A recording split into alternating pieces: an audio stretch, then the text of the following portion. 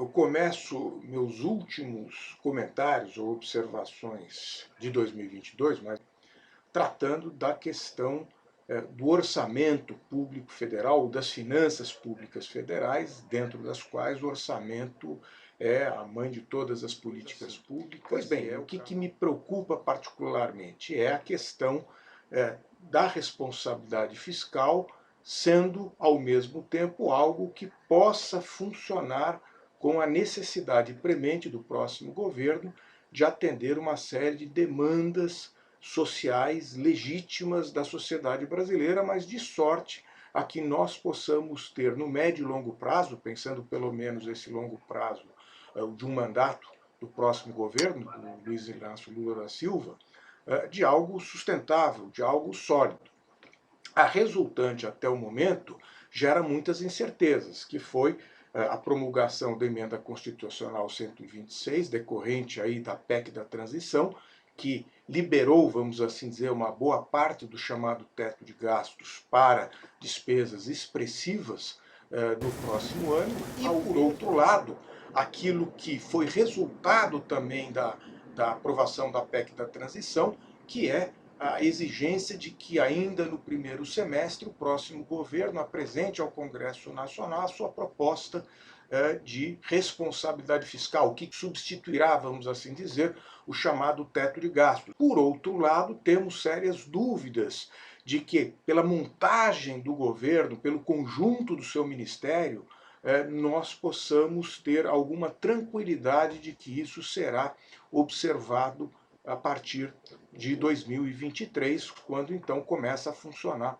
o novo governo. Portanto, o que eu concluo dessa minha observação é que a tendência, me parece, é de uma certa leniência com o gasto público, com pouco controle, haja vista a maneira como não só o orçamento público federal para 2023 foi aprovado pelo Congresso Nacional, como também uma série de matérias tardias que envolvem a economia brasileira foram votadas e aprovadas, a meu ver, sem levar em conta muito dessa questão de fundo importante que é a lei da responsabilidade fiscal.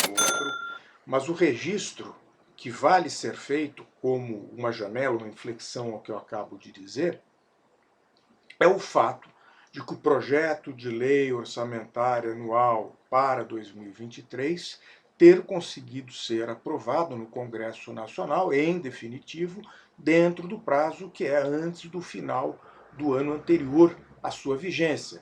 No caso, aprovado no dia 22 de dezembro, no dia seguinte à promulgação da emenda constitucional número 126. Então, aparentemente, as coisas estão muito casadas. O problema é que esse orçamento carrega uma série de aspectos e de coisas de difícil viabilidade, mas, enfim, está aí aprovado e aguardando a sanção. Provavelmente o mesmo será sancionado pelo presidente eleito e empossado a partir de janeiro, Luiz Inácio Lula da Silva. Aguardemos para ver o que vai se passar.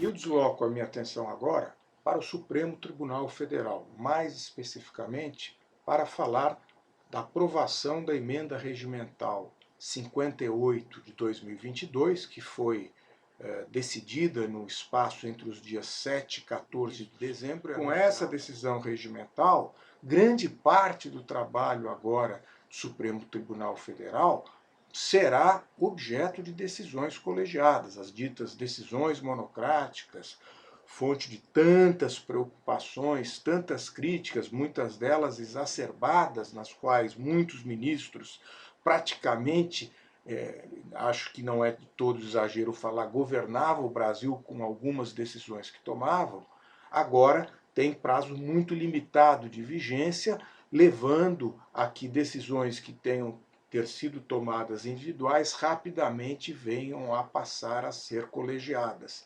Afinal de contas, o Supremo Tribunal Federal é uma casa colegiada com 11 membros. Tá? E o que se espera, portanto, é que isso retire um pouco daquela exacerbação que boa parte da sociedade, em tempos mais recentes, o próprio bolsonarismo, tem de negativo em relação, muitas vezes equivocadamente, em relação ao Supremo Tribunal Federal. Na medida em que as decisões são tomadas agora pelo conjunto dos ministros, a tendência a partir de 2023, né, quando será logo no início publicada no Diário Oficial da União, é que isso vá se diluir, que isso tende, de certa maneira, a esvanecer. É a nossa torcida. Acredito que o grau de qualidade das decisões será muito maior. E aí um último registro. Essa decisão tem claramente o dedo, a iniciativa da atual presidente ministra Rosa Weber, uma pessoa de perfil discreto. E foi tomada, esse é o outro dado que merece aí ser enfatizado, por unanimidade dos 11 ministros. Isso é muito bom. Eu acho que terminar o ano de 2022 com essa decisão dessa importante instituição do Supremo Tribunal Federal é motivo do nosso reconhecimento. E desejo a você, então, que continue a nos acompanhar em 2023, mas quero desejar a todos um excelente 2023.